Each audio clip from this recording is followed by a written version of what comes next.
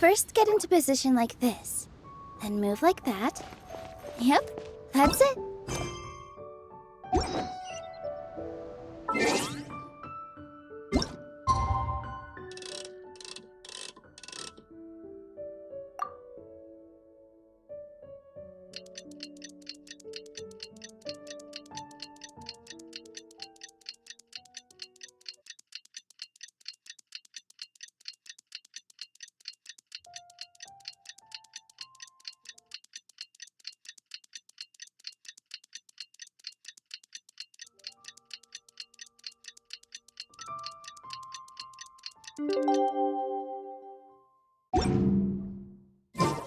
Looks like it's about time for us to meet up with Ganyu.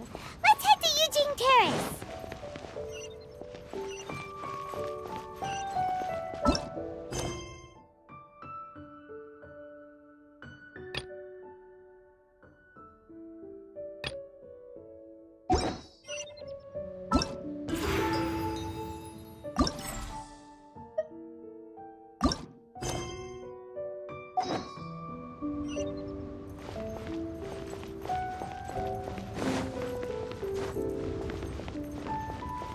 Positions.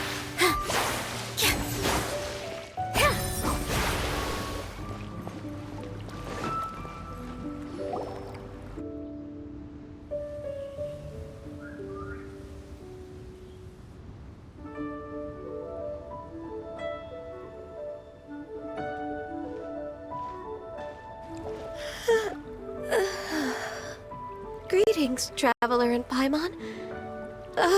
What time is it? Are you okay, Ganyu? You were nodding off there. Didn't you sleep well last night? I'm fine. Don't worry about me. Let's discuss the matter at hand.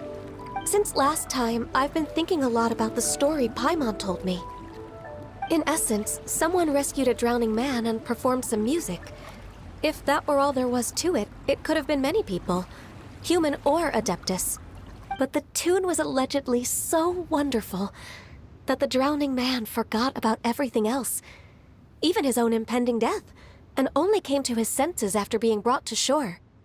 Perhaps there was an adeptal power at work in that music that he, as a mortal, could not perceive.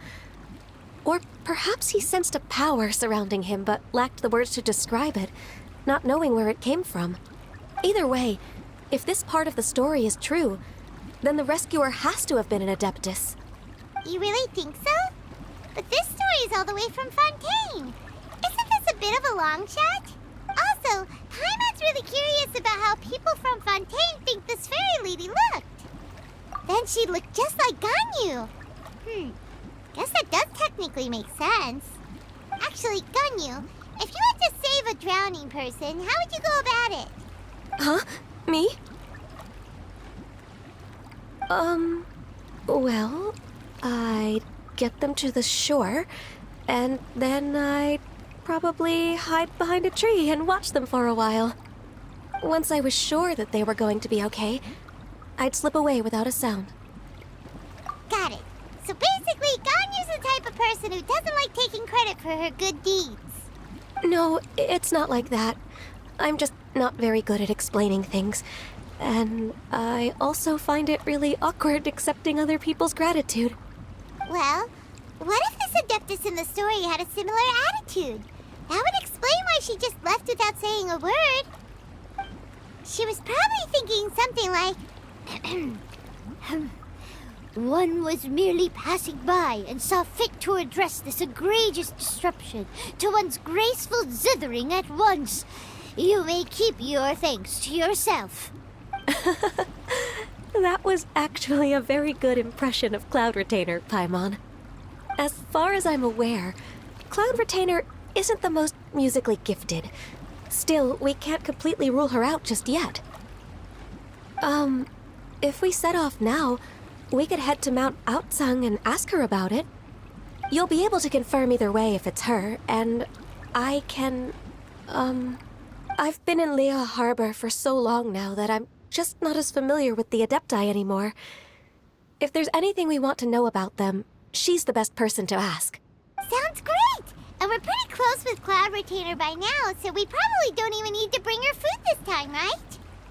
I've prepared a gift for her to mark the festival, just in case. However, Cloud Retainer spends most of her days studying mechanisms in her abode. She's on her own so much of the time that the moment she has someone to chat with, she just... Never mind. I promised I'd help Mr. Dvorak, and now that I've made the contract, I can't be having second thoughts. Traveler, Paimon, let's set off for Cloud Retainer's abode. Seems like this is a tough decision for Ganyu, but she's made up her mind now. Paimon gets why she'd be so anxious. Okay, how about this? If Cloud Retainer tries to start telling stories about her again this year, we should pipe up and change the topic. Wait, did she leave already? Hey, Ganyu, wait up!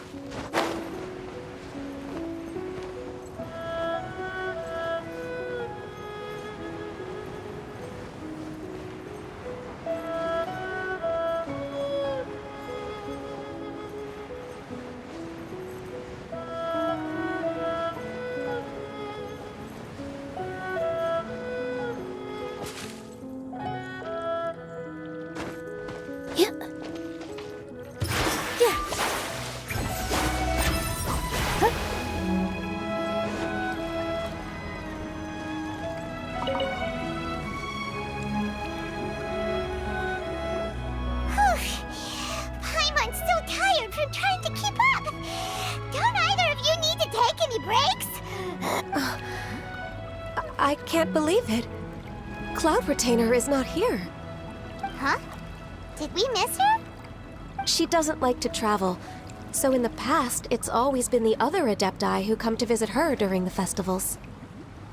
Somehow Paimon doubts that anything could cause serious trouble for her. True. Now that I think about it, Cloud Retainer would be quite capable of taking care of anything on her own. There's no need to worry about her. Since she's not here, I guess the next step is to check all the other Adepti abodes, one by one. Uh-oh. Will it involve a lot more traveling? Got it! Paimon has a great idea! Please go on, Paimon. Our goal here is to find the Adeptus that helped Dvorak's ancestor, right? We can't hear any music right now, but if she's really as nice as the story suggests, she'd definitely come to help anyone who was drowning, right? Yes, I think that's fair to say. So, all we have to do is get the Traveler to pretend to fall into the water, and the Adeptus will come to the rescue! You know perfectly well that Paimon can't swim! Paimon would sink like a rock! Just trust Paimon! The water's pretty deep over there! Quick, swim to the very center!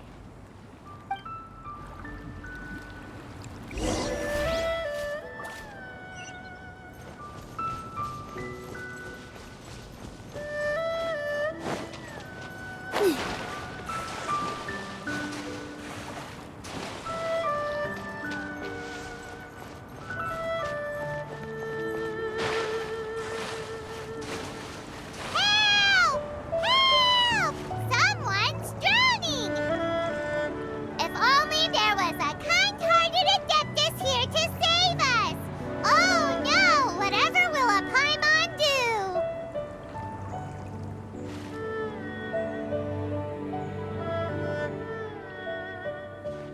What is going on?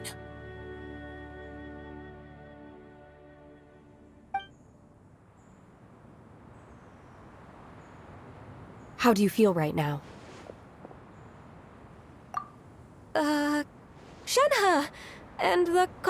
of demons. Why don't you say something? Please don't make Paimon explain it. Okay, fine. Paimon will explain. We're looking for an Adeptus who's good at being a lifeguard and playing music. But if the Adepti aren't gonna stay home, then how are we supposed to find them? It wasn't me. Yeah, so this Adeptus is most likely a woman. And I am not an Adeptus, as you both already know, Traveler and Paimon. Okay, so this is Paimon's fault. No way Paimon would have suggested this idea if she'd known how awkward this was gonna be. Glad you're okay. As far as I know, the one you seek is no Yaksha. And one last thing. Your actions here caused others a great deal of worry. Do not repeat them again in the future.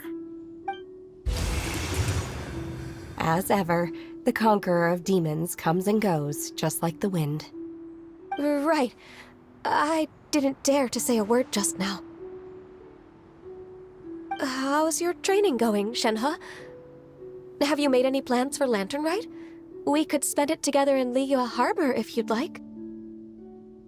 Oh, I had planned to spend the festival with Master this year. However... Oh, speaking of Cloud Retainer, when did you see her last? Earlier this morning, she set off for Mount Hulao at dawn. I noticed she was using an Adeptus art of some kind to protect a mechanism that looked like a boiler. Maybe it was a gift for Mountain Shaper. I did not inquire. So we just missed her. Please excuse me for a moment. I think I'll leave the gift in her abode. Sure. Thank you.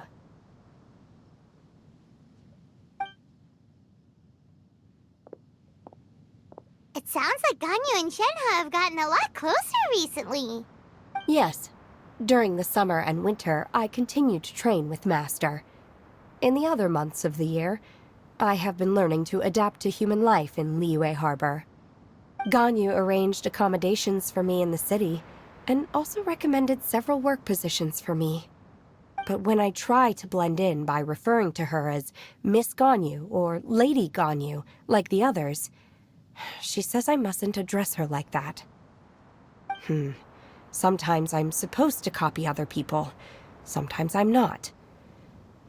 It's a little difficult to keep track of everything. Oh, is that what it is? Noted. So, you came looking for Master today because you wanted to ask her about the Mystery Adeptus. Is that right? Yep. Oh, speaking of that, have you ever heard any music while out training in the mountains? Music? What is that? It's... a kind of a happy or relaxing sound. Or, a nerve-wracking sound. Or even a terrifying one. Okay, I'm done. I also left her a note so that she knows where to find us. We won't miss her again. Yay! That's really helpful. Thanks! We were just talking about this thing called music, and based on Paimon's description, I do believe I hear it every day. Please follow me. Oh, really? Great, let's go!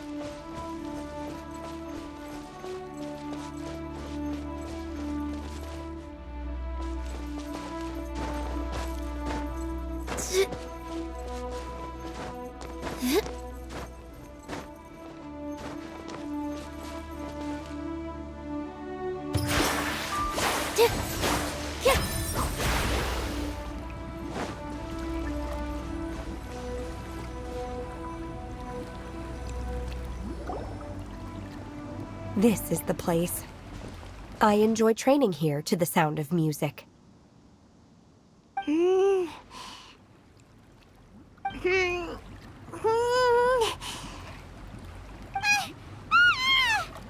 no! Paimon's gone deaf! Paimon can't hear anything! Oh, whew! Paimon hasn't gone deaf after all! Paimon heard you when you just spoke. Anyway, where is this music? The faint sound of birdsong, the quiet murmur of the streams. These are relaxing sounds. Are they not the music of which you speak? Oh, Paimon wasn't quite done with the description. Okay, fine, it's all Paimon's fault.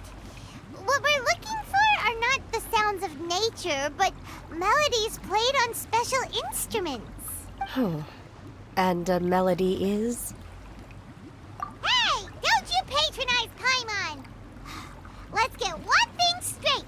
Paimon knows plenty of nursery rhymes, but Paimon does not sing on demand without payment. Hey, why don't you just sing that one melody Shen has heard before? It'll probably help her to understand what we're talking about.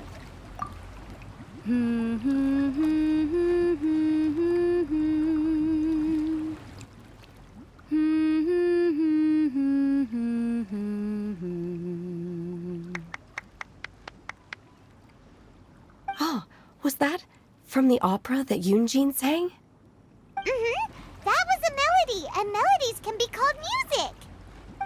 It felt like I was transported back to the past. In my mind's eye, I could see the Zhao lanterns lighting up the night sky again. We're all there, raising our glasses and drinking to our heart's content on the Jade Chamber. As I watched Yunjin's performance, I felt a warm sensation in my heart. And as the drink reached my stomach, it went from warm to hot. When you hummed that melody just now, feelings from a whole year ago came right back to me, as strong as they were on that day. So that's the power of music. Wow, Shenhe. That was so deep! Music definitely has the power to bring up memories.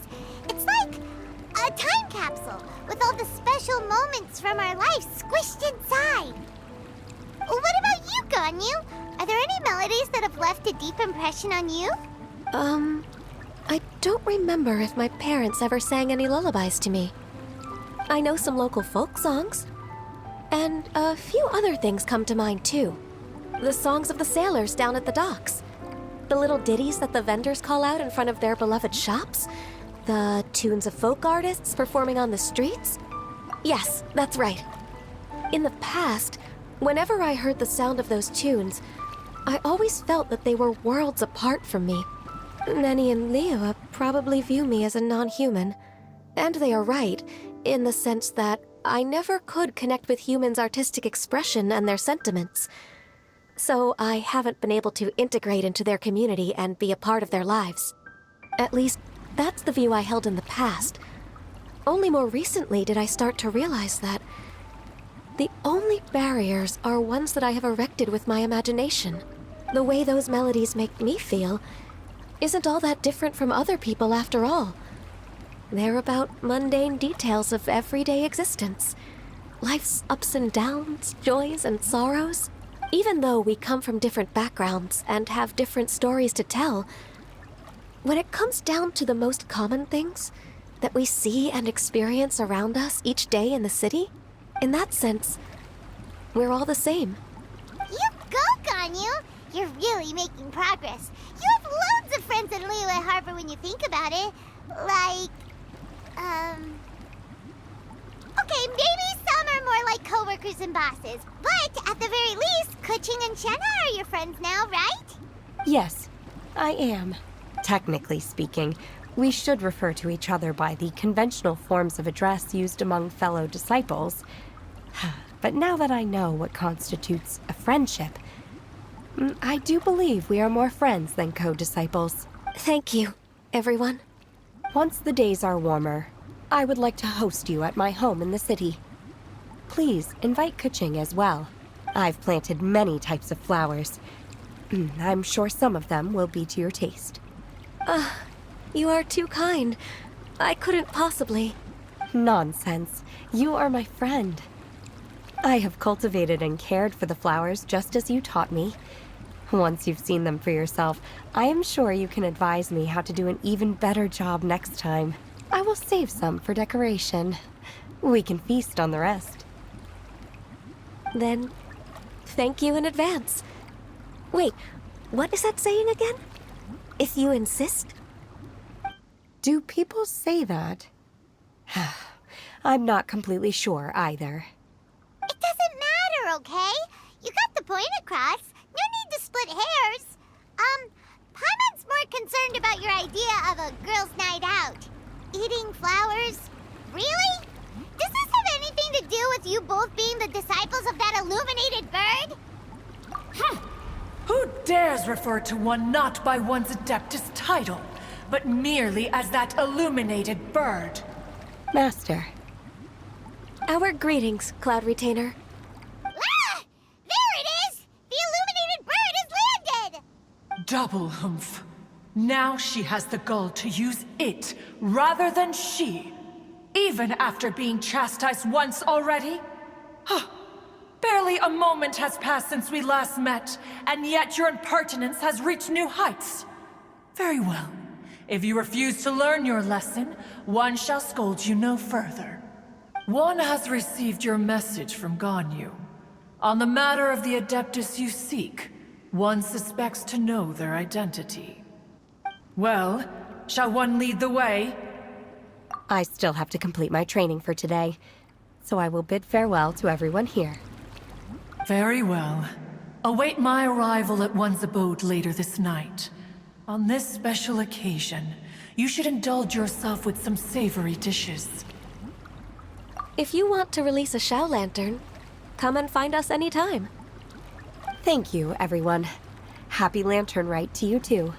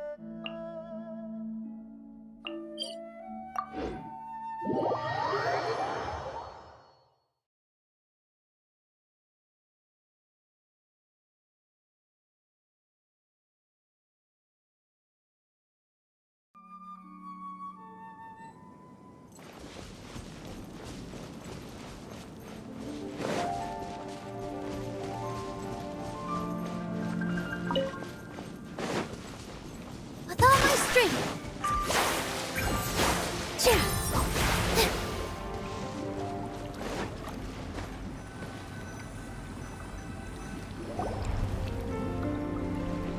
Is this Quaily Plains? Cloud Retainer, why did you bring us here? Ganyu is of course familiar with the name Guizhong, but have you ever heard of her? Guizhong is another name of Agentis, the god of dust. She was extroverted in nature and adored social gatherings and inventions alike. Long ago, this region was yet a prosperous assembly. Guizhong often invited her friends to visit her home, reserving for us seats around the largest stone table. Seagazer would always bring out his latest treasure and place it upon the table. He could be quite the braggart. Though usually a mild-mannered fellow, when it came to those collectibles he was so fond of, he always loved to show them off. Paimon remembers that name. So that's what Seagazer was like. He was an old friend and a former rival. One has many memories of him. Once he had brought out the treasure, it would predictably become the center of attention. Neither Guizhong nor One was content to let him just steal the spotlight. So we would then also present our proudest mechanical creations. As Adepti, we were each gifted in our own ways, and naturally proud of our accomplishments in our respective fields of expertise. As a result, One often quarreled with Seagazer. His treasures were not even of his own making. He just used his exploration skills to dig them out of the ground. How, pray tell, could he compare to me, when every single one of One's accomplishments were crafted by one's own hand? Cloud Retainer, you are getting competitive again. One digresses. Regardless, every time an argument occurred, Guizhong would come over to watch us during our mutual lambastics. On some occasions, she would join in, and on others, she'd take one of us by the limb and start uttering the most ridiculous nonsense. What kind of nonsense? No kind of nonsense were we spared. Sometimes she would brazenly opine, why argue between yourselves when neither of you could ever hope to beat me? Other times, she would make unsolicited suggestions, such as, once you two are done arguing, let's go to the foot of the mountain and grill some meat. She always sought to make everyone happy, and one must say, she had quite the gift for it. No matter what nonsense she said, One never felt bothered or offended. It also helped that she never referred to One as that illuminated bird or ladybird. You... Come on, get over yourself! Anyway, just as our impassioned arguments would reach the apex of acrimony, Marchosius would bring his delectable dishes to the table. Who would dare snub the stove god and his wondrous creations? At the sight of him, we would all immediately drop the argument and prepare the table for a night of feasting and drinking. Back then, One was always bothered by how the cups Rex Lapis brought were always too square for one's taste. Can you see yourselves ever enjoying a drink from a square cup? Precisely. So, as you can see, even one as great as Rex Lapis was not immune to making the occasional blunder. Even One could never find fault with Marchosius's cooking. As we ate, Guizhong would continue to find topics for conversation, filling the table with humor and laughter. Each of those old fossils had their character flaws and points of obstinacy. So why was it that whenever we dined together, we always had a marvelous time? We would drink together from a spot high in the mountains, until the moon set and the sun rose, and only then would the banquet finally come to an end. Streetwood Rambler would often remain to admire the flowers with Guizhong before returning to her own abode. The glaze lilies were far more abundant back then. Entire fields of them would appear to the eye as a veritable sea of flowers. Streetward Rambler? That would be Ping. You probably know her as Madam Ping. Oh, okay. Wait, this is a lovely story and everything, but didn't we come here to find that Adeptus from Mr. Dvorak's story? Or are you saying that it was Guizhong? Didn't she, already, Alas, long has one avoided this place for precisely that reason. The sights here are a reminder of a time long gone, and evoke much sorrow. One should have guessed that you would disrupt one's poignant moment of mourning with your incessant questioning. No matter, one will share the whole story with you now. In times gone by, one quarreled oft with Guizhong concerning mechanical principles. We each had our ideals, and neither would yield. Under the pretext of a social gathering, one invited the impartial Rex Lapis to judge the quality of our creations. But Rex Lapis declared that Guizhong's Obscuro Vulpus mechanism was superior. Though one was too proud to acknowledge it, in one's heart, one knew that Guizhong was indeed the superior talent in the mechanical arts. As for the story between Guizhong and Streetward Rambler, that begins with a certain bell. In Guizhong's opinion, while mechanisms were no substitute for human composers, they were yet capable of producing simple but fine melodies. But Streetward Rambler believed music to be an expression of the soul, an emotional enterprise that could never hope to be replicated by machinery. They argued endlessly, until one asked Rex Lapis to intercede. He confiscated the bell and designated it for ceremonial use. Thereafter, one would often find them convening in the mountains, discussing music, mechanics, and all the affairs of the mortal world. But these good times were not to last. War broke out between the gods, and soon engulfed the Guili Plains. Guizhong was overpowered by the enemy, and fell in battle. When Streetward Rambler and I arrived at the scene at long last, all that remained among the ruins was her lifeless body.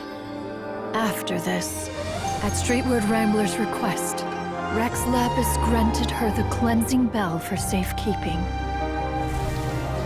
To honor our friend's memory, one made a few finishing touches to her ballistic device.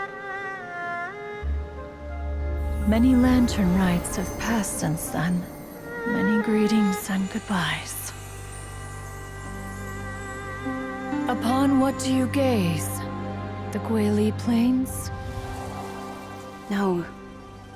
It's everything.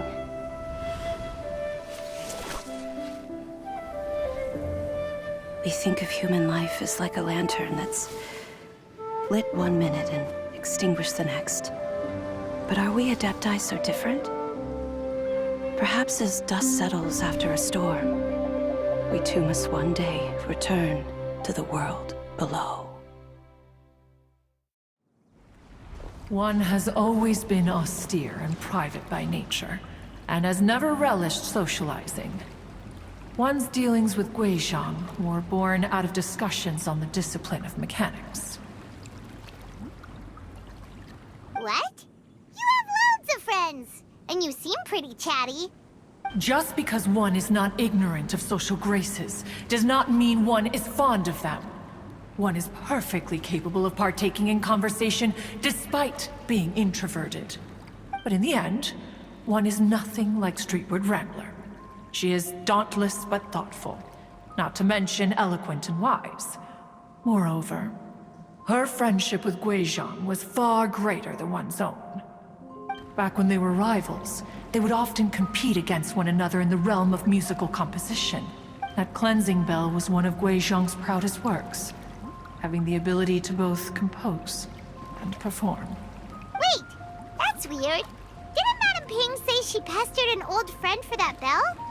And she also said something about being a vain beauty when she was young or something.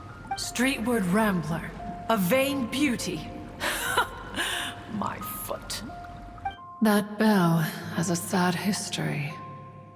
Clearly, she refrained from sharing with you the truth of its origins, since the right time had not yet come.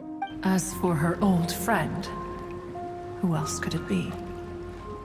As soon as Streetward Rambler heard that a certain Zhang Li wished to borrow the bell, she realized that the man was none other than Rex Lapis, and that he had made an enormous decision.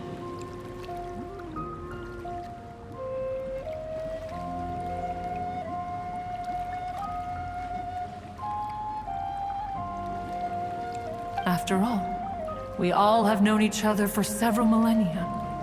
Some things between us are implicitly understood. Whoa! So they were talking in secret code? Oh, Paimon did not see that one coming. Enough of your intrusions. Where was one up to? Ah, yes. One remembers now. The cleansing bell is powered by a mechanical art, and can be used to great effect as an accompanying instrument. After the passing of its creator, It was used on numerous occasions during rites of parting. But Streetward Rambler did not acquire it from Rex Lapis for the purpose of producing further funerary tunes. No. Each time she rang it, it was to play the tune that Guizhong composed on it. The two once clashed over their beliefs about the meaning of music. Who would have thought that with Guizhong's passing and Streetward Rambler's mourning, two tunes composed in discord would eventually become one harmonious composition? Once upon a time, Streetward Rambler also loved gatherings, liquor, and music. But after Guizhong passed, she preferred her own company. She could often be found sitting alone at a mountain summit, contemplating and reminiscing with her zither. The music would go from mournful to soothing to impassioned. Many years passed before she finally composed a melody to her satisfaction. In celebration, she played the tune to the clouds. Regrettably, one has only ever heard her play that tune once. Which brings one back to the matter you've been investigating. Perhaps it was during that performance that the ancestor of your Fontaine friend fell into the water and was saved by Streetward Rambler. But if she was so happy with the melody, why would she only play it once? One was also greatly perplexed by this. After suppressing one's curiosity for a long while, one finally approached her and asked why she would retire the tune after having spent so long on it. In response, she said, "Though the strings that played that melody survive, the one who inspired it is gone. Tell me, Cloud Retainer, when the one attuned to my soul is no longer here, who else could hope to understand this tune?" Aw, poor Madame Ping. I just remember being taken care of by you when I was young. Once the Archon War came to an end, I stayed behind in Liyue Harbor to honor my contract. Although I met Guizhong a few times, I never knew anything of this particular story. Guizhong was quite the visionary, but tragically passed before her time. Her manuscripts still lie unfinished in the realm of clouds. Blank pages give one cause for contemplation on what might have been. Had you not decided to search for that mystery Adeptus, perhaps these stories, too, would have been lost to the sands of time. As of now, you know the truth. That the Adeptus who rescued the drowning man was none other than Streetward Rambler. Do you intend to discuss this with her?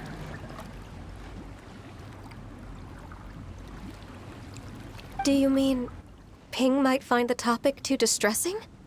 Precisely. The passing of our old friend is a heavy topic that both of us are usually careful to avoid. If I may be so bold, Cloud Retainer, could it be that this is just your own personal opinion? Oh? How so? I've been in Liyue Harbor for quite a long time now, and I've witnessed many farewells along the way. So I, too, am well acquainted with the pain of the passing of a loved one. But this doesn't bring the city or its people to a standstill. They have to keep moving forward. Someone as perceptive and wise as Ping will surely have come to understand and embrace this. Though these immortal mountains have lost an Adeptus, the harbor of mortals has gained a wise elder.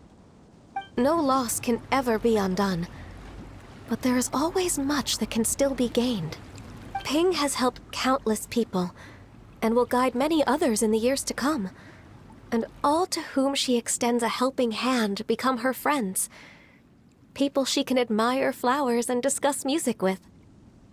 Though it is heartbreaking to lose a kindred spirit, life goes on, because there are new friends waiting for you further down the road.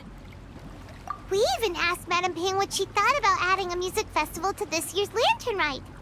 Oh, when we get back, why don't we just ask her if she'd like to perform? Maybe we can even get her up on stage. You youngsters and your imaginations. Why don't you come with us? It's been a long time since you last spoke with Ping, and Liyue Harbor is always decorated so beautifully during the festival period. Is not every lantern rite the same in this regard? Were there ever anything new to discuss? One in Ping could meet any day of the year. I disagree. Each new day and each new year is different from those that have come before.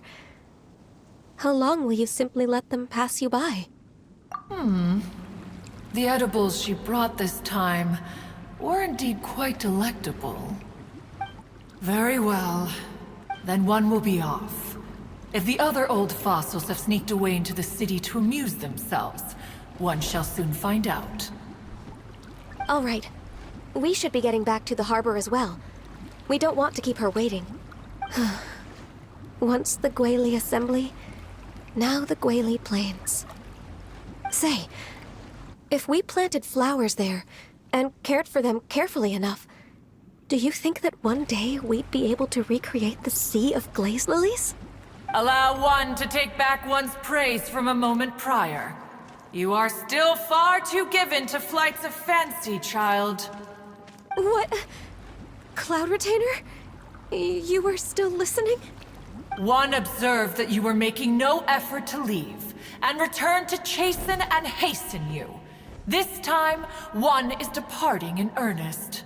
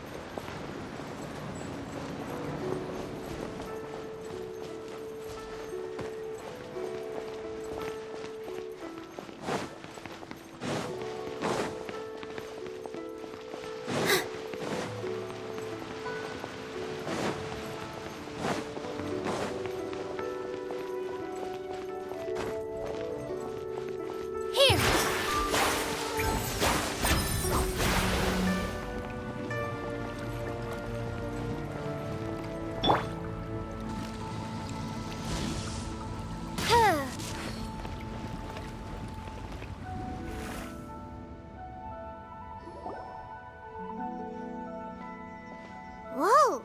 Madam Ping? And Cloud Retainer? It appears you made haste after all. One arrived but moments before you. Oh, bless my soul. To what do I owe the honor? How nice of you all to come and visit me. Miss Illuminated Bird, haven't you said anything yet? Said what, precisely? And why should one be tasked with saying it? 'Cause you're the one who's known Madam Ping the longest. Street word. Or rather, presumably, you would prefer to be addressed as Ping? Oh, Cloud Retainer, you are uncommonly polite today.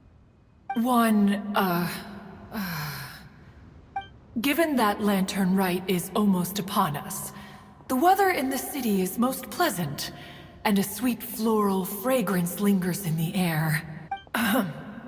Ganyu, please continue from here. Huh? All right. So, this all started because we were trying to help Mr. Dvorak find the Adeptus who saved his ancestor's life.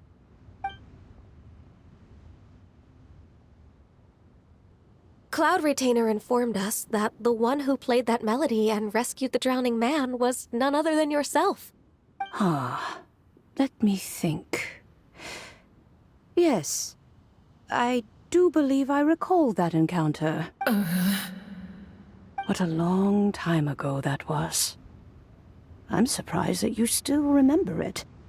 Even more astonishing, perhaps, is the fact that this story has survived this long at all, when mortal lives are so very brief. It appears that she has proven herself right once again. Who's she? We like to call her Guizhong. From the look in Cloud Retainer's eyes, I sense that she has already told you all about her. Albeit reluctantly, one might add. There is no harm done. After all, Lantern Right's very purpose is to commemorate the heroes who gave their lives for Liyue. Although Guizhong did not live to see the splendid sights of today, she was as much a hero as any other.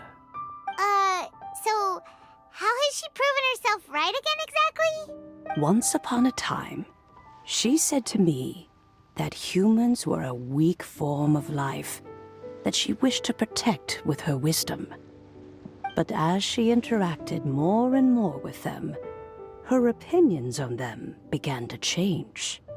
She marveled at the beautiful complexity of their spirits, the sheer splendor of all they could accomplish through their hard work and intelligence. She told us that to underestimate human potential would be to make a grave mistake. With the smallest amount of guidance, enormous power can be unleashed in them. And a human who has reached their full potential may well be her equal. Someone who could have as much to teach an Adeptus as to learn from them. She always had a way with words. That her mechanical accomplishments were judged superior to one's own was, one suspects, in large part due to her sheer eloquence. Speaking of mechanics, Cloud Retainer, do you still remember that potted plant mechanism? The one that the two of you gave me as a gift? Of course. Guizhong and one both put an immense amount of effort into that gift. It would be no overstatement to call it a testament to each of our individual technical genius. As Guizhong once said, it takes every blade of grass and every flower to make a homeland. When I see the sight of Liyue Harbor before us today, I am reminded of this. Madame Ping looks very emotional right now. Of all of us, it was Guizhong who was the fondest of these grand and exciting occasions. If she were still with us, I'm quite sure she would still be trying to best Cloud Retainer's finest works at every opportunity. Liyue Harbor is always filled with the sound of music at this time of the year. If she were here, one is certain that she would seek you out to discuss and debate the virtues of various melodies. Oh yeah, music! We've been dying to ask. What was the melody that you played back then? Oh, also, with you being such a music expert and all, why don't you join the concert as a performer? I can make arrangements right away. Oh, as much as I don't wish to dampen your enthusiasm, it's been a long time since I played this zither. My fingers don't have the dexterity they once did. And whenever I play that tune, it always reminds me of her. I start wondering what she would think of the changes I have made to her melody. There was a period of time whenever I started strumming, it almost felt like she was back again. Sitting right there on the stone stool next to me, chatting away. Skybracer and Seagazer too, looking just like they did in the old days. No matter how much time goes by, the moment that melody starts playing, it transports me right back to that time in my memory. So the past still weighs heavily on your heart? Well, I would be lying to myself if I claimed to have completely moved on. But that is not to say that grief doesn't get easier with time.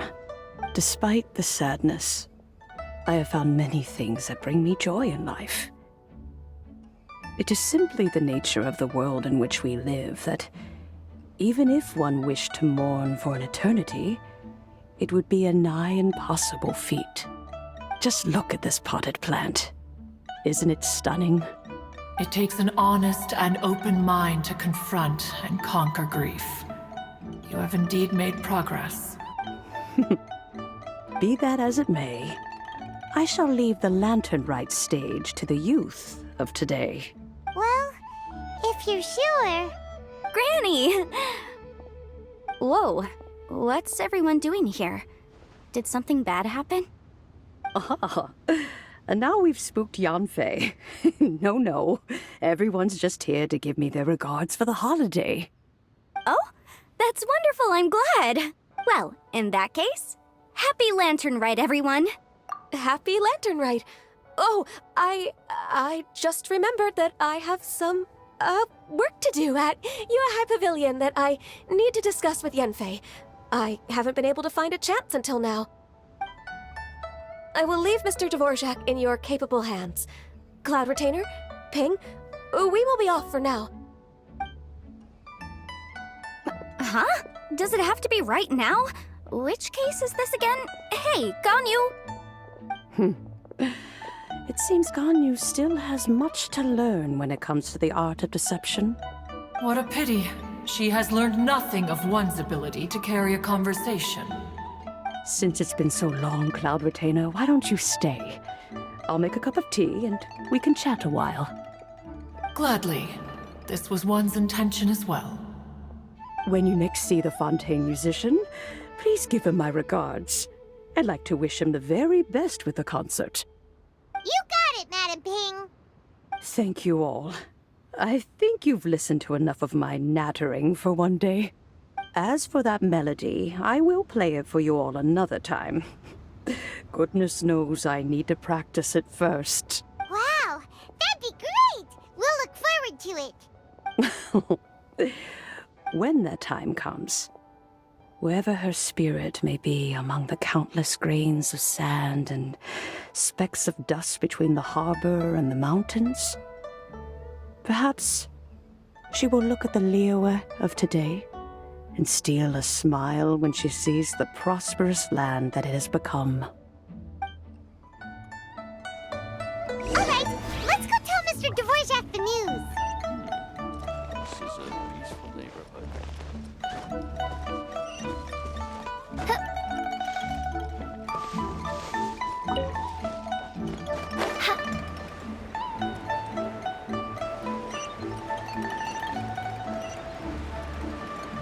Horns are a requirement for locomotion. Auto reconfiguration is essential.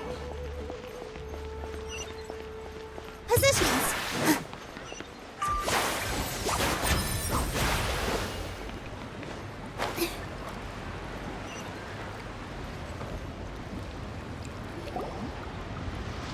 Mr. Dvorak! Ah, and Kuchin's here too! Thanks for helping set all of this up. Welcome back. Did everything go well? Really, really well. We found the person Mr. Dvorak was looking for. Are you serious?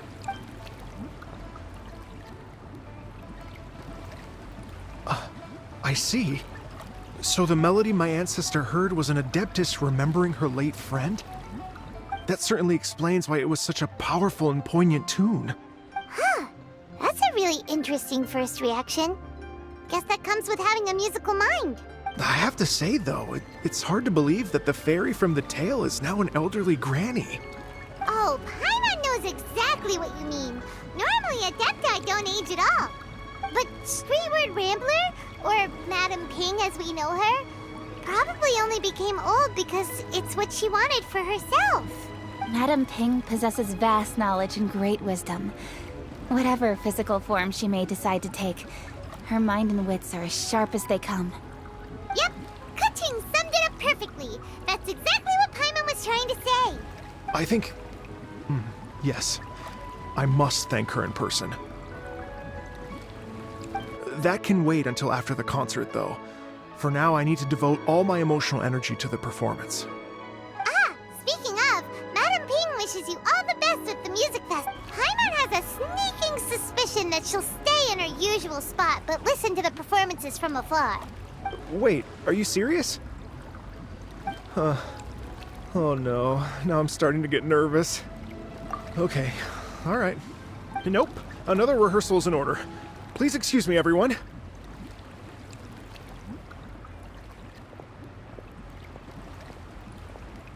Mr. Dvorak? He's already gone. Paimon wasn't even finished telling him everything. Before we set off on our search with Ganyu, he asked us about what music means to people. After our recent adventure, Paimon thinks we have a lot more to say about that now. Please, share your insights with me. Well, we found out that music can be used for good, but also for bad. It can make people happy and moved, but it can also be sad and bittersweet. And music is like a kind of memory written in people's hearts. It can put you in touch with feelings from a totally different time and place. It sounds like you had an eventful trip. Don't worry, I'm sure Ganyu will fill me in on all the details shortly. Wait, does that mean you're gonna carry on working? Mm-hmm. Just a few things to wrap up. All the groundwork is done. As long as everyone enjoys the festival activities, all our efforts are worthwhile. Happy Lantern Rite to you as well.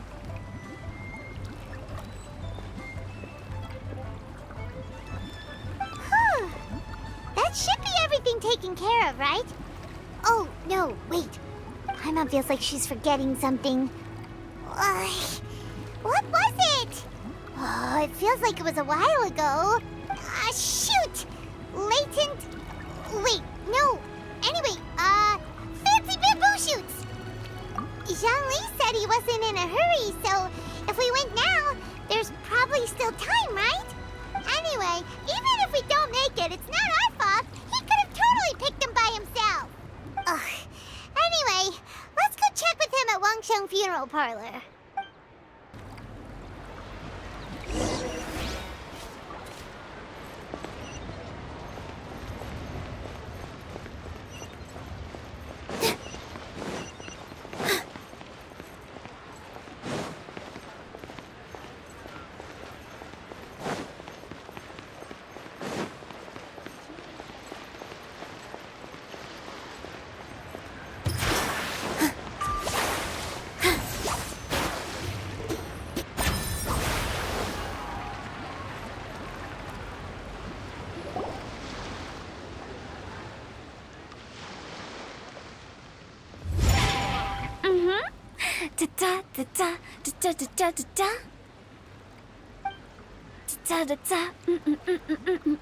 Oh.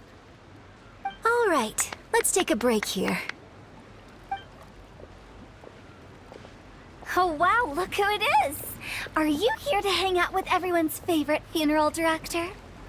So you're just casually practicing your rapping skills at the entrance to your funeral parlor? In broad daylight? Okay. After everything we've been through, you don't see me for a hot minute, and you're back to being scared of your own shadow. We have all this open space, a clear view of the mountains behind and the sea in front. Not to mention we have several invisible audience members enthusiastically cheering us on. It's the perfect spot to rehearse. Invisible audience members? Gotta say, it took me a few days to get used to Director Who's way of talking. Xinyan was pretty spooked too when she first got here. Just like when she sees a frog, but a giant frog with sharp teeth. Come on, knock it off. What's wrong? I've never seen someone look so confused before. Well, don't worry, because Director Who's here to explain it all.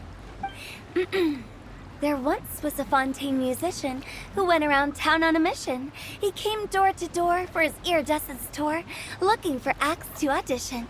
With my words, Xinyan's chorus, and Yunjin as our mentor, we'll take the stage by storm with flames roaring and the whole audience calling for more. For sure! The whole dance floor will be yelling encore! Encore! Oh, now Paimon's rhyming along. But when you say flames roaring, Are you sure this will be safe? Oh, don't you worry about that. I'm pretty experienced on the stage, and I've already informed the Yuhong of all the pyrotechnics we're planning on using. Huh.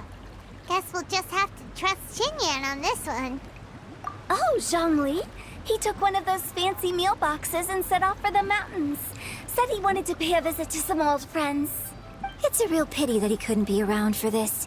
As well as being a true connoisseur of traditional art forms, he's able to appreciate Xinyan's performances too. Yeah, that's right. Matter of fact, he was the one who first invited me to perform here. To tell the truth, though, I never thought I'd really find myself rehearsing here one day. Well, now you know. The Wangsheng Funeral Parlor is a great location. All of you are always welcome to come and hang out here, especially if you're in the mood to try something new. I can speak to that. Hu Tao is always full of fun surprises. And jump scares. Actually, Xinyan, I have some lyric ideas for your part. Do you want to go through them together? Oh, sure thing. I'm all ears. Oh, Traveler in Paimon, I believe Zhongli was heading to Mount Hulao, so make sure you're hiking up the right hill. When you see Zhongli, please pass on this message to him. It's up to him whether he wants to support us at the performance tonight, but I expect him to make time for the upcoming banquet we're planning. No excuses. You should join us too. It'll be a riot. If there's one thing I've learned from being a funeral director, it's how to throw a party.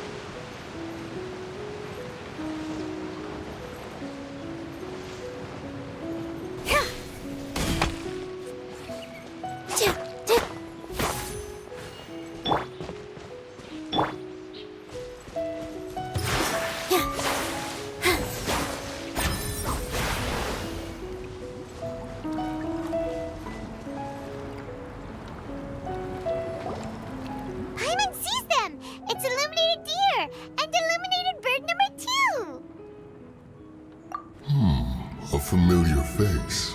Have you come from Liyue Harbor? How is the city nowadays? Everything's great! But you know, if you're so curious, you can always go and check it out for yourself. In fact, Mooncarver has been taking many walks on Mount Tianheng in recent times. I believe the sights of the city are quite familiar to him. Zhongli! Here you are! We've brought the bamboo shoots you wanted. Impeccable timing.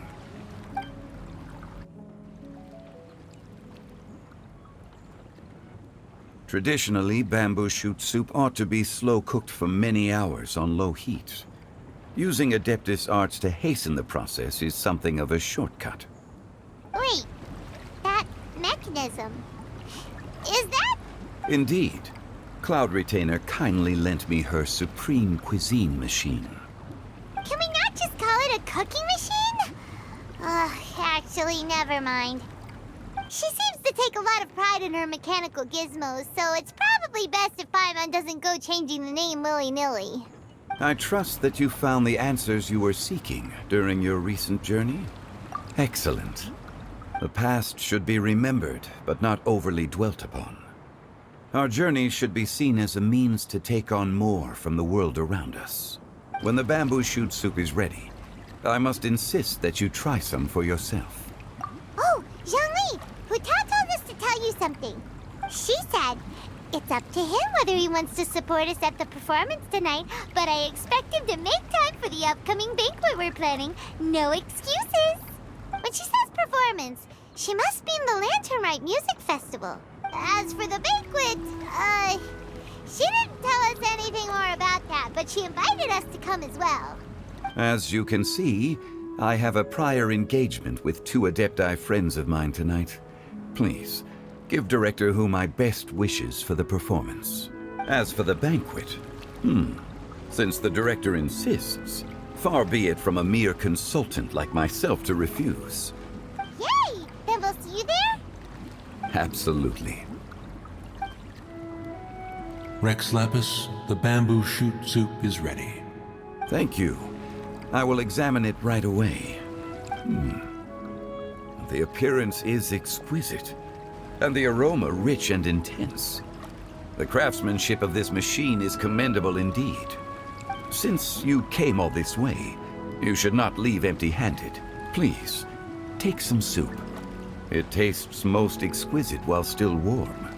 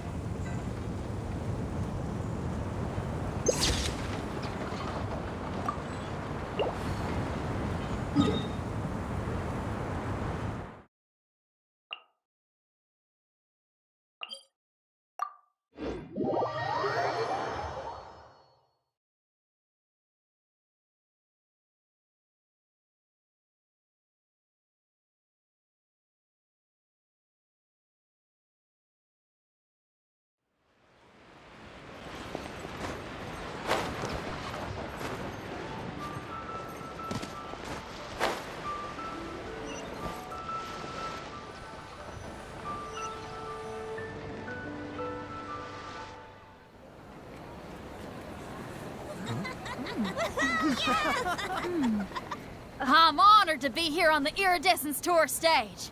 All right, without further ado, I'm Xinyan, this is Hutao, and this is a little something called... The Blaze Lilies!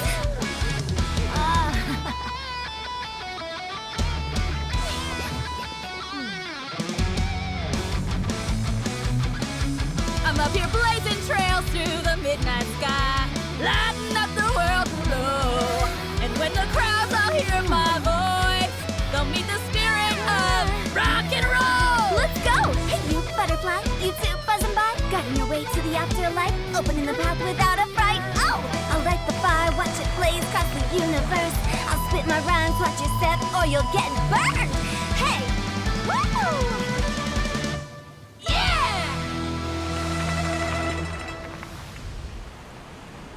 Does anyone have any plans tomorrow? With another year behind us, I think we deserve a celebration of our own. My treat. Interested? The Tianquan footing the bill? I can't miss out on that.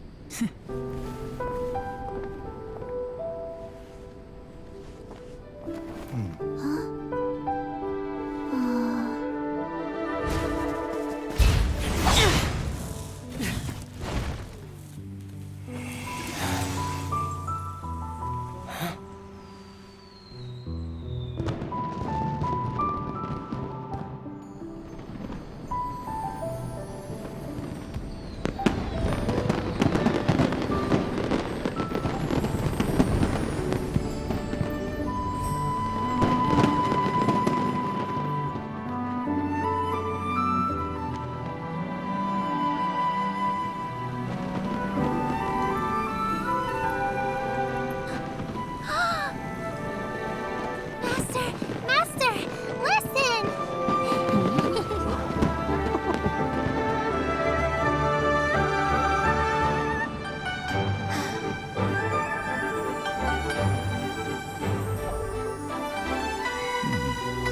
May the year ahead be a blessed one. I believe it shall be.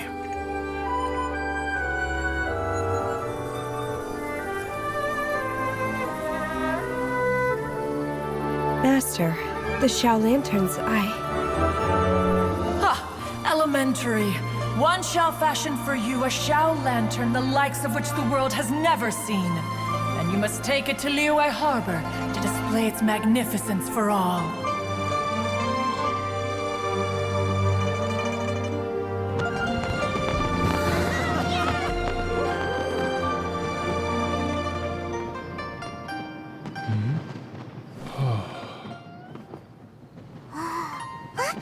Listen! That must be Mataping!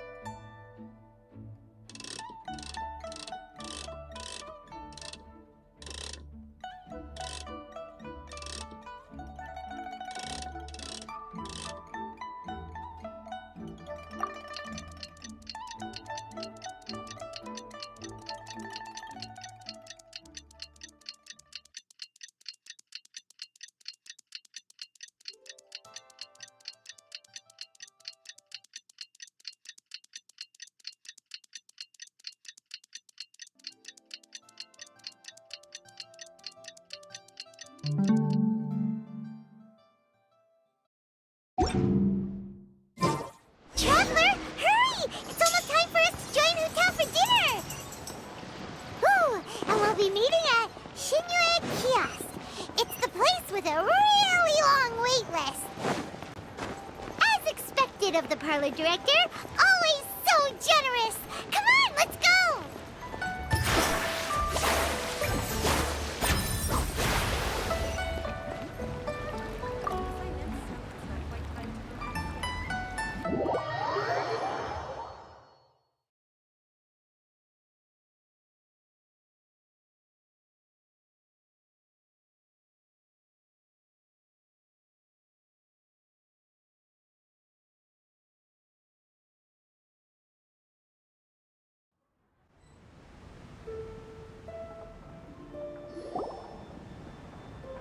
Oh, so that's how it is.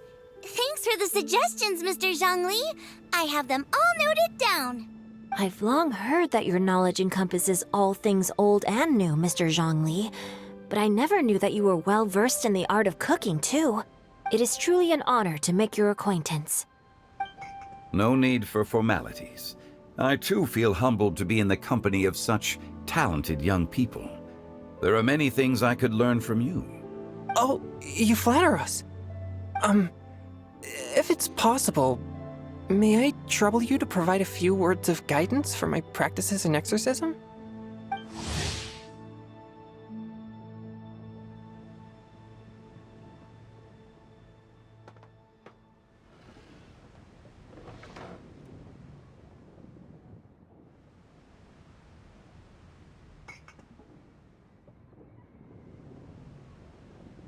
Exorcism? I can't say I'm an expert in the field, but if you don't mind, we could start by discussing... Whoa, there's so many people here. All we knew was that Hotel invited Zhongli over. Paimon never thought we'd be meeting so many old friends. Happy Lantern Ride, everyone! Likewise. Please take a seat.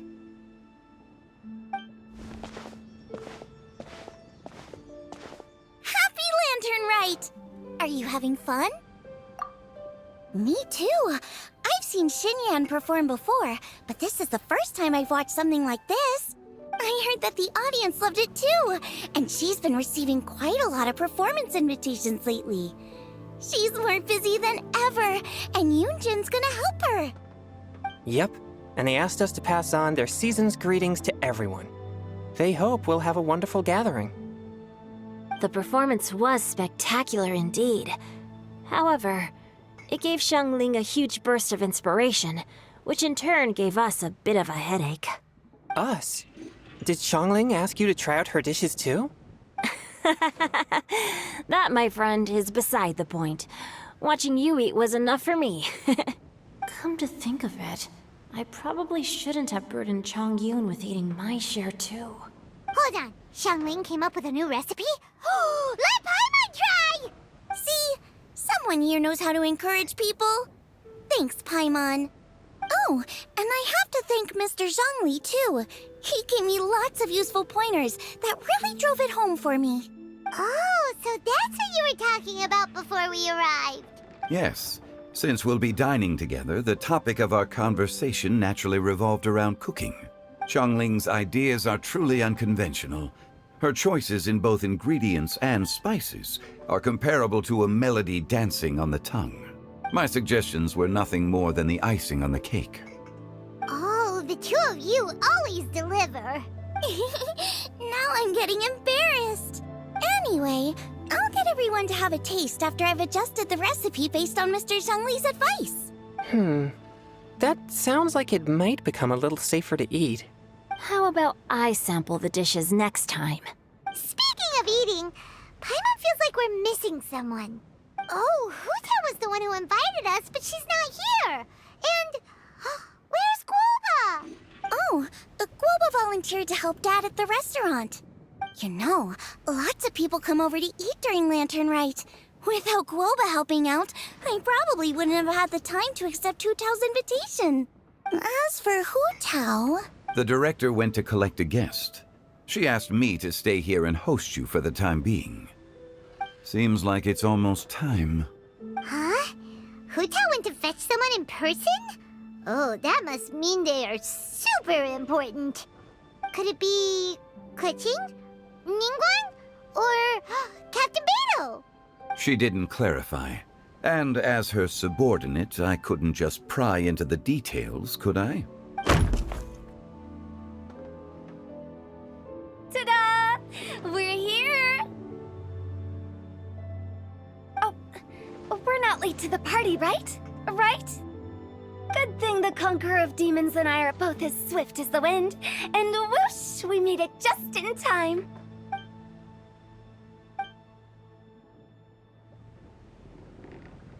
Oh. I see. So the important guest is the Conqueror of Demons. I've been looking forward to meeting you. The director didn't mention anything when she invited us. What a pleasant surprise. Gathered here with us tonight are not only young and accomplished individuals, but also the protector of Liyue's peace, Adeptus Alatus. To convene here with all of you is indeed a great honor.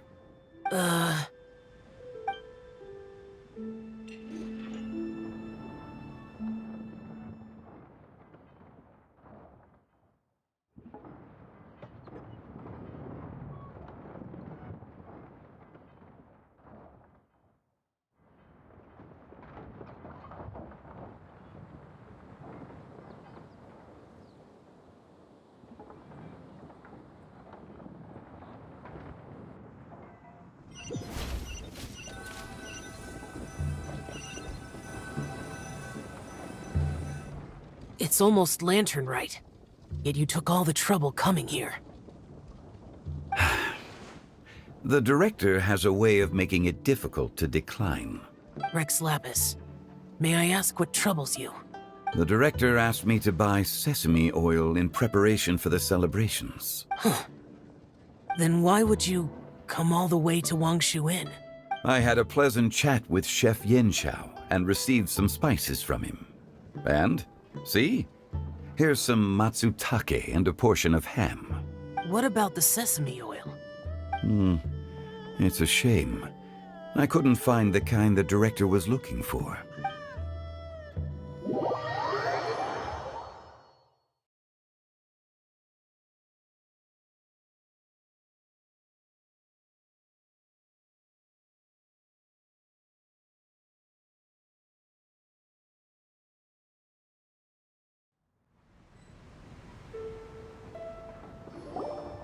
I'm sure you're exaggerating, Zhang... Sir. There he goes again. Enough with the pleasantries. Go let our guests take a seat. Everyone here today is well known in their own field and has probably heard about one another to some extent. Some of us are even old acquaintances, so there's no need to be this formal. I heard that the Conqueror of Demons and the Traveler are pretty close, no? Great. You two sit together. You should take a seat too, Director. Oh? Finally remembered me? When we arrived just now, the host at Shinue Kiosk told me our dishes are almost ready. Perfect timing. Let's not wait any longer and ask them to bring out the food.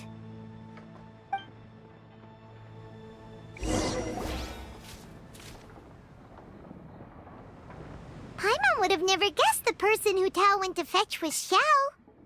Oh, that's also the first I've heard of the Traveler and Paimon being friends with the Conqueror of Demons. You know Xiao Chu? Knowing is a bit of an overstatement. I've always looked up to him. You might not know this, Paimon, but we exorcists have worked in close collaboration with the Conqueror of Demons for many generations, dispelling evil together, both in the open and from the shadows. Hard to imagine that thanks to Hu Tao, I've finally gotten the chance to meet him. Conqueror of Demons, I'm honored to make your acquaintance. Likewise. It is a great honor indeed to have a chance to meet the legendary Conqueror of Demons. Chongyun has brought that name up quite a few times in the past. I remember you mentioning wanting him to understand the importance of exorcists. We know each other too. He helped try my dishes during the Masterful Chef's cook-off. I didn't think we'd have the chance to meet again. Happy Lantern Rite. No anecdote, however, compares to meeting you in person. I'm Xingqiu, Shangling and Chongyun's friend. The pleasure is all mine. Whoa. Everyone's getting all formal and polite all of a sudden. Paimon doesn't know what she should say anymore. Adeptus Xiao, mighty conqueror of demons, please accept Paimon's greetings too. Belated Happy Lantern Rite. Paimon tried very hard to look for a fancy word, okay? Don't be too harsh on Paimon! There's no need to be so polite. You're right. This was meant to be a nice little get-together between friends after all. Too much formality kills the atmosphere. I didn't plan this gathering only for everyone to walk on eggshells. Hiya. What's your true intention then? A little get-together between friends, sipping the finest tea and watching lanterns float into the sky, bidding farewell to the past and embracing the present with joy. And that is something our consultant would say. I think it deserves a standing ovation. Indeed. Exceptional acting skills, Director. As for me, I'm just here to have fun and treat everyone to something good. We all worked really hard this year, whether traveling or guiding, cooking, helping with the family business, exorcising evil spirits, or conquering demons. And of course, our consultant, who's been helping out at the parlor every now and then. Everyone has done some pretty amazing things. As the one who brought everyone together, it goes without saying that I'm the one most deserving of praise. Huh? Sounds kinda self-important, but Paimon thinks it's pretty amazing that she managed to talk Xiao into coming. He rarely ever enters Liyue Harbor after all. It wasn't as complicated as you think.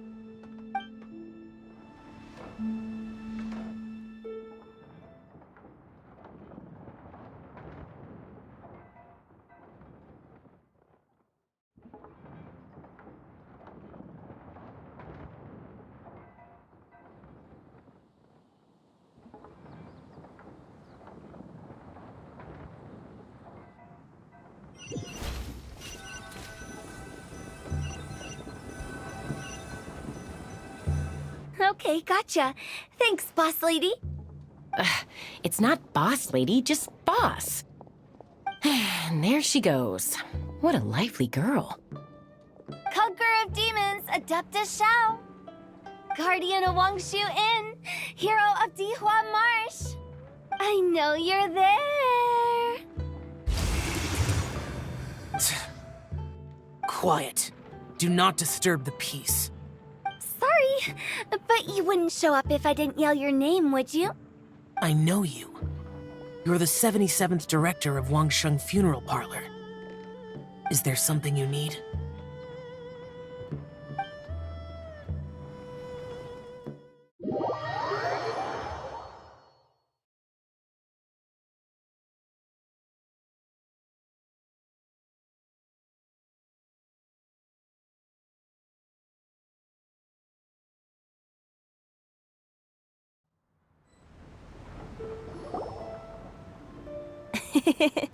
That does sound like one of Hu Tao's antics. Did the Conqueror of Demons agree to come so that Hu Tao would stop pestering him? There might be other reasons. Smart guess. Huh? There's more to it? It gets pretty boring from here on. I talked about the funeral parlor's past relationships with the Guardian Yakshas. You know, just to be sociable. In the time of the Archon War, disputes were frequent, and disaster overtook the land. Humans couldn't escape from the torment of the plague, nor could they escape death. The Adepti vanquished the demons, the Millelith fought valiantly, and Wangsheng Funeral Parlor was responsible for purifying the diseased and sending off the spirits of the dead. That is how the border between life and death was maintained during the war. And it effectively prevented further incidents from happening. That's right. 1 point for the consultant. But despite our deep-rooted connection, it still took me quite a while to actually convince him. You know him pretty well, huh? This matter is out of my control, so I need to be cautious. True, but I've kept that in mind too. That's why everyone here today is in one way or another acquainted with elemental power. Besides, it'll only be for a short while as we dine together. There won't be any lasting consequences. But I didn't expect there to be so many people. There's no need to worry, Conqueror of Demons. We're not feeling anything unusual so far. Our young exorcist over here is protected by his pure yang energy, so he's probably the most resilient. That's not the same. And did you just toss your carrots into my bowl? Hey, don't look away. Huh? What? I'm siding with Chongyun. I saw that too. You're lucky Guoba isn't here today. He hates seeing people being picky with their food. If he'd seen that, he'd definitely make you eat all your carrots. Huh? Guoba would do that? Is he that uncompromising? But now that I think of it, Xianglin told me that Guoba used to be the stove god. It sounds like you've heard the rumors. I'm doing fine. Not long ago, before Lantern Rite, I met an old friend. Thanks to his help, things have been a lot more stable than before. You should know him. He's...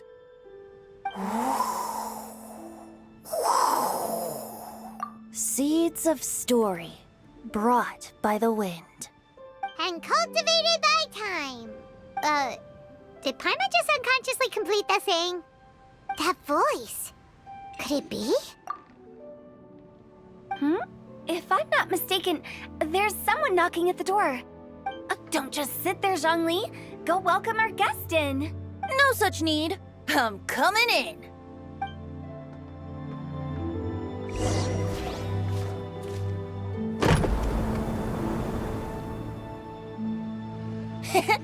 You finally let me in.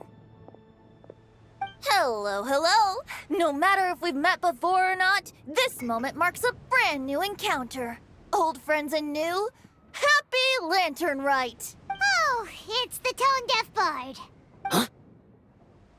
Oh, he seems to carry a valiant breeze wherever he goes. It looks like we're gonna be friends. Fate has brought us together, so come on, take a seat and be my guest. Help yourself. Oh, I'll ask them for another set of cutlery. This young lady here is as bright as a fresh bouquet of flowers in the morning's rising sun. She no doubt is the one with the most authority here. Whoa, these dishes look amazing! Is it really okay for me to join in? All right, I'm digging in. Huh, it's you. Oh, isn't this Genu? Genu? Yep. Now that I've taken a closer look, you're a fan of Genu's works, aren't you? I met Xingqiu at a light novel convention. Ah, how I wish we'd met sooner. I never expected that there'd be another person in this world who could interpret Genu's new novel as thoroughly as I could. Venti, you're being too humble. Considering your poetic talent, your fundamentals are way more impressive. Could this new guest be Master Xingqiu's friend? Yes. Monsters become more active than usual as we get closer to Lantern Rite. I was patrolling Dihua Marsh a few days ago, when I happened to run into this... You've already forgotten? I'm a bard, remember? And bards go around singing wherever they like. Oh, right. And this bard was performing in Dihua Marsh. It was a moving melody, and it made me feel relaxed and at ease. I couldn't help but stay and listen. Thank you for your patronage. I understand now, too. I'm Zhongli, currently working at the Wangsheng Funeral Parlor. It's a pleasure to meet you, new friend. And I'm his boss. Oh, and if there's anything unsatisfactory, let me know anytime. That's very considerate of you. Oh? No wonder. Only a boss as savvy and reliable as you would be able to hire such an impressive consultant. Oh, you're too nice, Venti. Not to brag, but our consultant truly is impressive. His knowledge extends across the stars and the land, and there's nothing throughout history that he doesn't know. From the sophisticated way he speaks, it's hard not to suspect that he could very well be an Adeptus in disguise. Shao, you're an Adeptus. Do you think it might be possible? Sorry. I'm only good at conquering demons. I'm afraid I don't have much knowledge in that matter. Really? But Paimon thinks you're super knowledgeable. Huh? Oh, right! Xiao's a warrior. He doesn't come to the city very often, so it's, pretty normal for him to not know anything. Yeah. Really? I've actually heard a few things about Mr. Zhongli before. The guests in the tavern talked about this refined and courteous man who, instead of having wine at Mondstadt's finest tavern, ordered a cup of hot tea with the most complex name. Now that you mention it, I seem to recall that there indeed is a musician like yourself in Mondstadt. I've heard that he's elegant and amiable, his works witty and vibrant. It's no overstatement to regard him as the best bard in Mondstadt. Now you're making me embarrassed. I would say that Mondstadt's poetry is a little run-of-the-mill sometimes. There's one I heard a while back that went, "The old house is renewed, welcoming the spring breeze, awakening old memories." The meaning's there, but the word choices are unimaginative, and there's a distinct lack of literary flair. I think so too. The composition needs a little jazzing up. If I were to give it a go, I'd make it an old melon on a vine, a new flower that grows fine. Oh, good one! It feels unique and has a nice ring to it. You have great taste, Venti. I was right about you. Let's shake hands. Of course, of course. Hey, Shincho! Mind lending me a few books when we get back? Pick out some well-written ones! I don't know if it's my own lack of literary knowledge, but I couldn't tell the difference between those two. I don't think it's your fault. Chongyun's right. It's not our fault.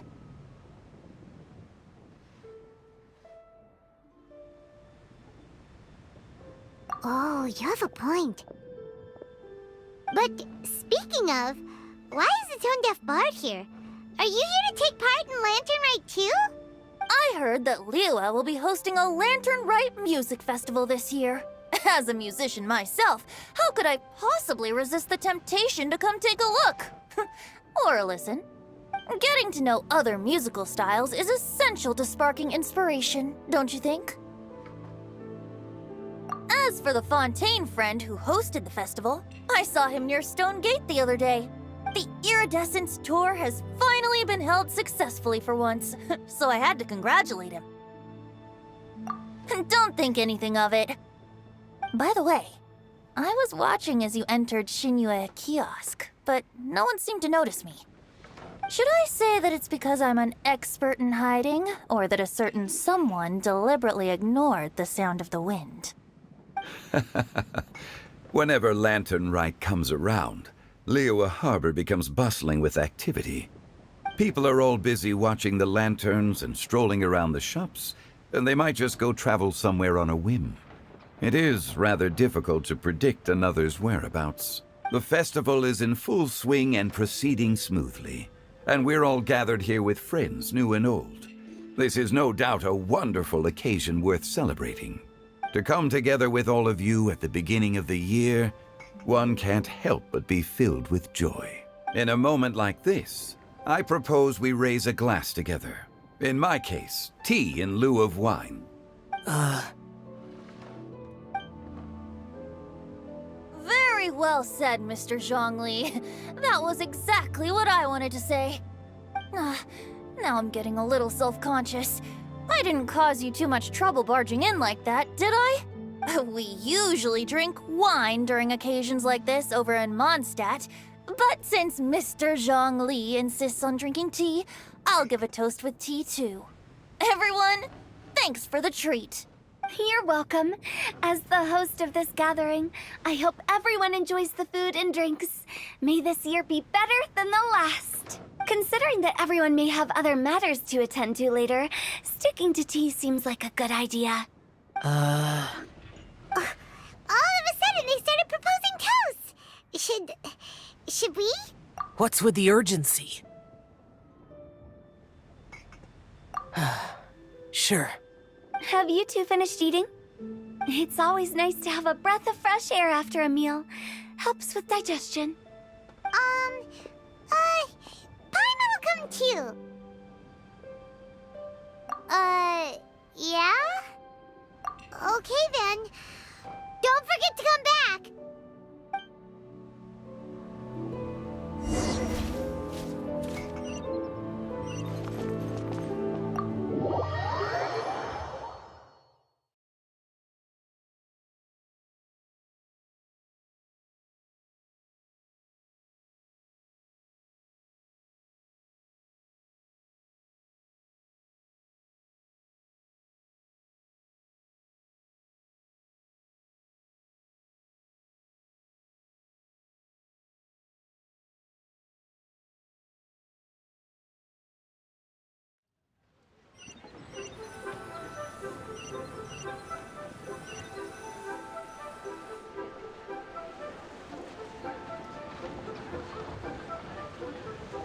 Are you all right?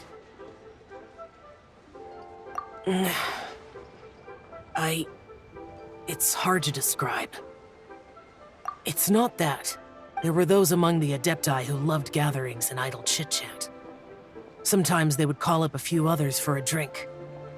Even I got dragged along to their gatherings many times. The Adepti all have their specialties, making most of them proud and arrogant. Everything they say is straight from the heart. It never gets too complicated. But this time...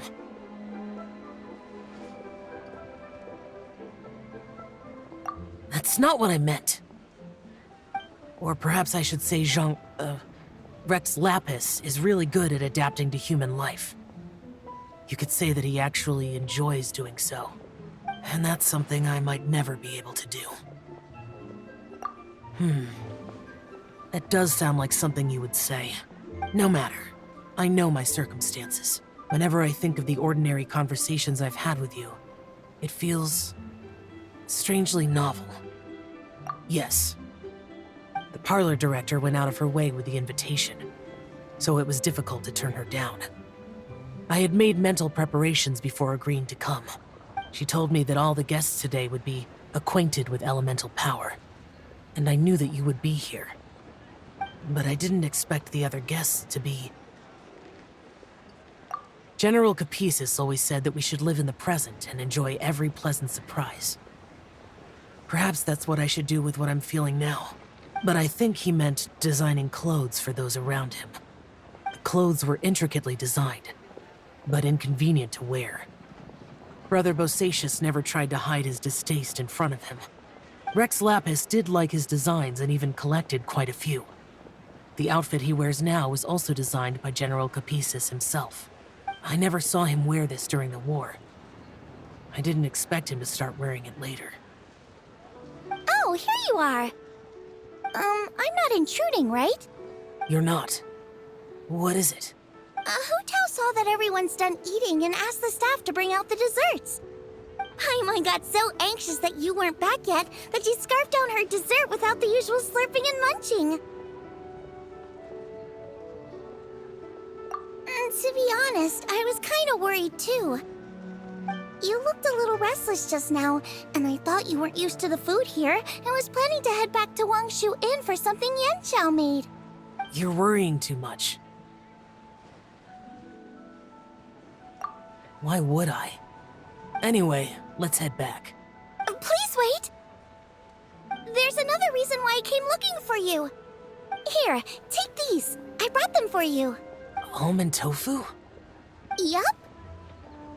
Since the Masterful Chef's competition, you could say that Yanxiao and I are not only competitors, but good friends as well.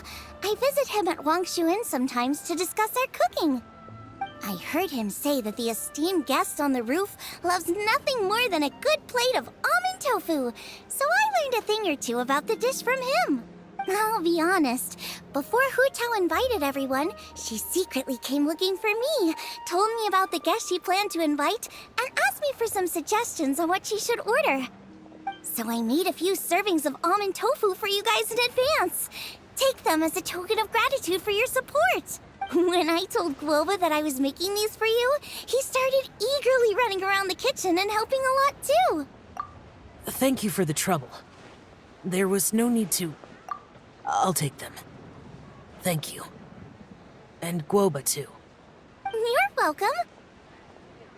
Oh, the almond tofu I made probably tastes and feels a little different from the type Yanxiao cooks. Please let me know if there's any improvements I should make. Okay. That's all. Alrighty, we should head back now. We can't keep Paimon waiting.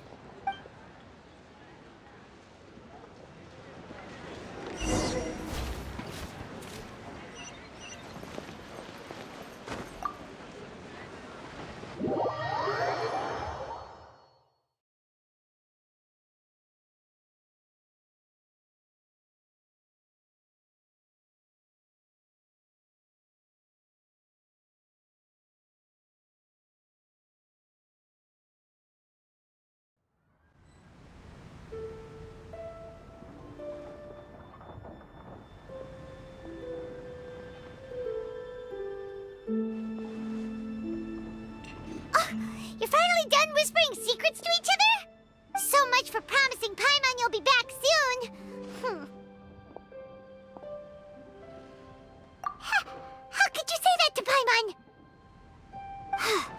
In that case, besides having no sense of time, Paimon will let you know what having no sense of fullness looks like. Your dessert is all Paimon's. Sorry to keep everyone waiting. No worries, we're all just chatting here. There's no serious business to take care of. Whether we're chatting outside or inside, it's all the same. Paimon's too busy eating to talk to you. But even though we're all well acquainted by now, I think this festive gathering deserves something ceremonious. Oh? Is this some local custom? Nope. This is something I made up so that good luck will be on our side, that's all. Spontaneity is the best choice to make here. Let's use this incense burner on the table. It's been lit for so long now that the incense is running out. I'll leave refilling and lighting the incense to the most distinguished guest among us all. Lighting the incense will signify continuous growth and prosperity in all our endeavors in the new year. I see. Perfect symbolism, as expected of Hu Tao. And speaking of the most distinguished guest here today, I'm sure we all agree that it's Mr. Zhongli. I'm not very familiar with the details of his past deeds, but chatting with him has been a real eye-opener, even for a bard who has traveled all across the world. If knowledge were a form of power, one could even say that you're a wielder of unlimited strength. But when it comes to having a way with words, the notable bard is certainly one cut above the rest. I just happen to have a good memory. It is such an unexceptional skill, yet you made it sound like an unparalleled talent. I am truly impressed. Since we all get to nominate someone... I think it's only fair that we let the parlor director light the incense. Huh? That won't do. Don't flatter me just because I'm your boss. We are looking for the most distinguished guest here.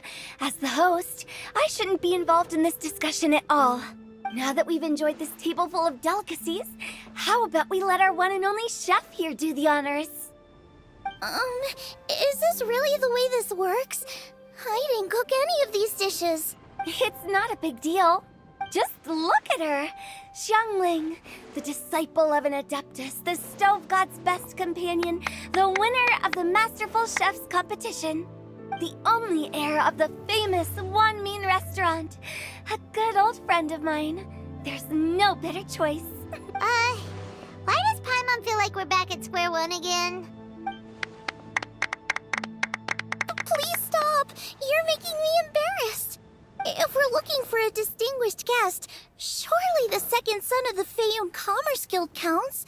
It's one of the largest commerce guilds in Liyue Harbor. Huh? Don't get me involved in this. Oh, not a bad choice. With the Commerce Guild's young master lighting the incense, we're all sure to make a huge sum of mora in the new year. That's not how it works. Making a fortune is indeed a fine wish, but it's of lesser importance than good health and happiness, which means we should choose Chongyun, the skilled exorcist who keeps everyone's home safe from evil spirits. Huh? Now you're nominating me? I can't be the one when we have the Conqueror of Demons right here. Adeptus Xiao has the most seniority among everyone here today. We should... I refuse. I am most certainly not the most distinguished guest here. You should all be able to make the right judgment based on your observations. One person here is well acquainted with everyone else.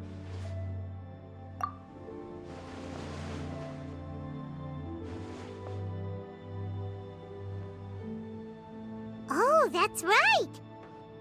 Even though you're always mocking Paimon, you're still pretty popular with other people. No, wait! Paimon said she wouldn't talk to you again. Huh? Who else is there? Huh? Huh? Does that mean Paimon's the most distinguished guest? Oh, well, that was unexpected! I agree. Paimon's just the one we need. Without a friend constantly by your side, a long journey would become dreadfully lonesome. But once you have someone there to brighten up the atmosphere, everything along the way will become lively and vibrant too. Ah. The traveler has traversed many nations and left behind a great deal of fascinating stories. But without Paimon, they would have become quite monotonous. Paimon plays an indispensable role in making your journey a happy and smooth one. You guys, Paimon's not used to being praised like that. Those were genuine compliments, right? Thank you. You made Paimon wait for a long time, but Paimon's not mad anymore. Don't take everything to heart, Paimon. Friends tease each other all the time. That is indeed true. That means Paimon is as important to the Traveler as Guoba is to me. Looks like we've come to an agreement. Any objections before we proceed? I trust the Traveler's judgment. Then Paimon it is. And now, the world's most excellent Traveler's greatest companion, guide, and friend, Paimon, will be refilling and lighting the incense for us. Here you go. Take the match, and don't burn yourself. But if things go really wrong, here's the 2-for-1 coupon.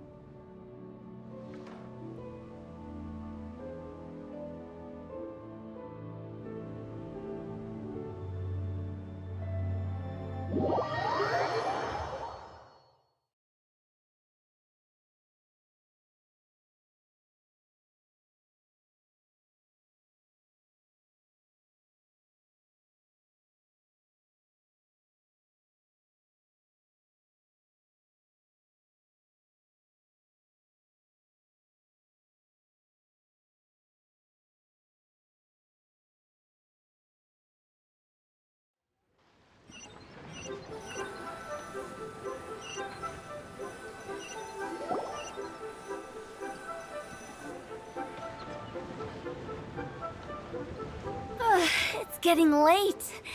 I won't take up any more of your time. You're all free to go as you please.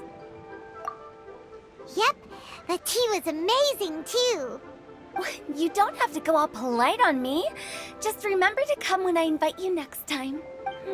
Let's see. It's dark out, so I'm going to accompany Xiangling, Xingqiu, and Changyun back home. As for the rest of the guests, I'll leave them to our consultant. No need.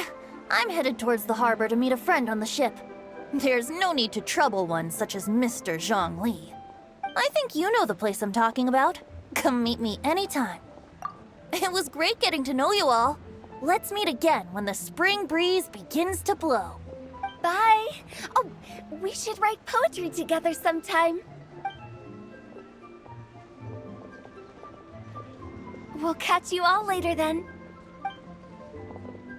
Don't forget to return to the parlor later. There's something I need you to do. Understood. See you later. Well then. Rex Lapis. Just Zhongli will do. I live as a mortal in Liyue Harbor now. I am just one among many who begin work at sunrise and retire to rest at sundown. If we were to consider status and seniority as Zhongli, I should be respectfully referring to you as Adeptus Shao. Heaven forbid.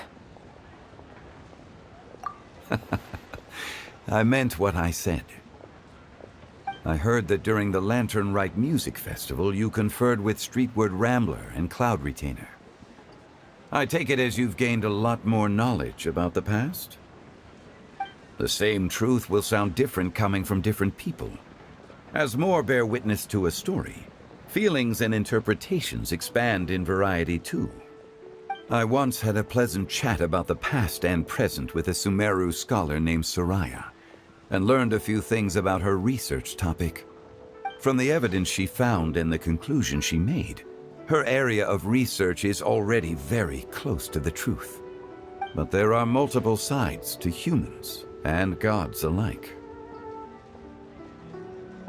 In the legends recorded by humans, some gods were depicted as arrogant and condescending, while others were kind and capable.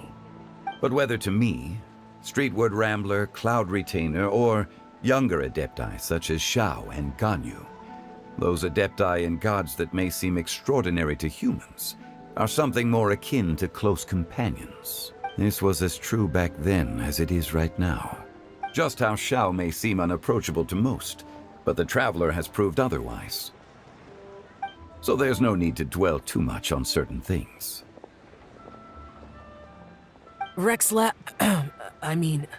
Zhongli, what you're saying is... It looks like you understood what I meant. Ah. The director asked me to accompany you on your return, but I don't think you'll need my protection. I'll be taking a walk around and admiring the night scenery. After that, it'll be time for me to go back and meet up with the director. Goodbye for now. Bye, Zhongli! Everyone's gone now. Paimon always feels a little empty inside when a lively celebration ends. But at least you always stay by Paimon's side. No. Paimon got it mixed up. Paimon, the best and most distinguished travel guide, will always stay by your side, traveler. Good that you were aware of that. Shell, is there anything else you want to do? We could take you on a tour of Liyue Harbor. No need. I've stayed here for much longer than I had expected. The city lights are a fine sight, but it's time for me to leave. The events of today occurred so abruptly. I appreciate your kindness. Okay. I'll see you next time, then.